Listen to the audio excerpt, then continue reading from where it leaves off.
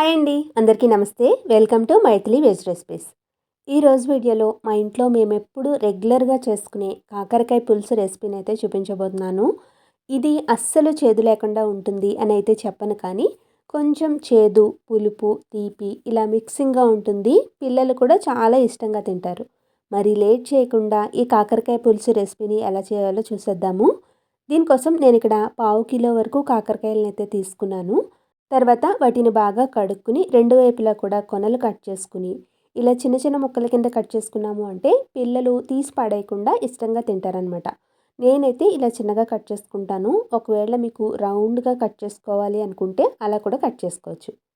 మీకు పులుసు అస్సలు చేదు రాకుండా ఉండాలి అంటే మాత్రం ఇలా కట్ చేసిన తర్వాత కొద్దిగా ఉప్పు, పసుపు రాసి ఒక పావుగంట సేపు వీటిని అలాగే వదిలేయాలి. నెక్స్ట్ మనం పులుసుకు కావాల్సిన చింతపండునైతే నానబెట్టుకోవాలి. నేను ఇక్కడ 1/2 కిలో కాకరకాయలు తీసుకున్నాను కదా, దాంట్లోకి చిన్న సైజు నిమ్మకాయ అంతా చింతపండునైతే కడుక్కుని కొద్దిగా నీళ్లు పోసుకుని నానబెట్టుకోవాలి. ఇప్పుడు పాన్లోకి 2 టేబుల్ స్పూన్ల వరకు నూనెని వేసుకుని నూనె కాగిన తర్వాత 1/2 టీ స్పూన్ మెంతులు, 1/2 టీ స్పూన్ ఆవాలు, 1/2 టీ స్పూన్ జీలకర్ర, కొద్దిగా ఇంగుని వేసుకోవాలి. ఇవి ఇలా వేగేటప్పుడే చిన్నగా కట్ చేసుకున్న 2 పచ్చిమిర్చి, 2 ఎండుమిర్చిని వేసుకుని వేయించుకోవాలి. ఆవాలు మనకి చిటపటమని, మెంతులు కొద్దిగా రంగు మారేంత వరకు వీటిని వేయించుకోవాలన్నమాట. ఇలా మనకి మెంతులు ఎర్రగా వేగితే పులుసు టేస్ట్, ఫ్లేవర్ అనేది బాగుంటుంది. ఇలా వేగిన తర్వాత దీంట్లోకి కట్ చేసుకున్న కాకరకాయ ముక్కలను అయితే వేసేసుకోవాలి. మీరు ఒకవేళ ఉప్పు రాసుకున్నారనుకోండి, గట్టిగా పిండి ఆ నీళ్ళని మొత్తం తీసేసుకుని కాకరకాయ ముక్కలను వేసుకుని వేయించుకోవాలి. ఈ ముక్కలు మనకి ఎంత బాగా వేగితే పులుసు అనేది అంత బాగుంటుందన్నమాట. కొంచెం నిదానంగా లో ఫ్లేమ్లో పెట్టి మధ్య మధ్యలో కలుపుకుంటూ వేయించుకోవాలి.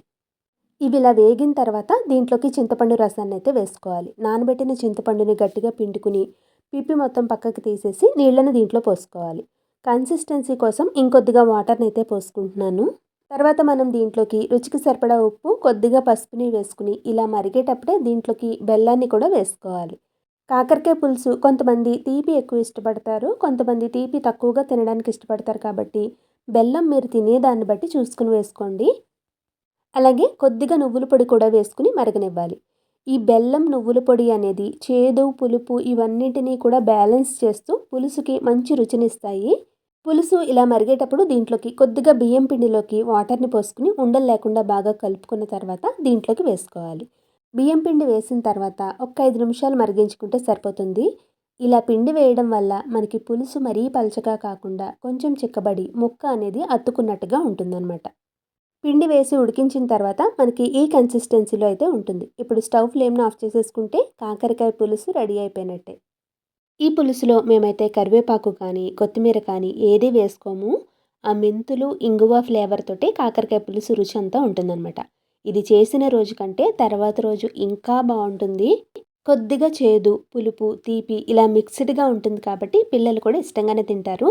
మరి లేట్ చేయకుండా ఈ రెసిపీని మీరు తప్పకుండా మీ ఇంట్లో ట్రై చేసి మీ ఫీడ్బ్యాక్ని నాకు తెలియచేయండి.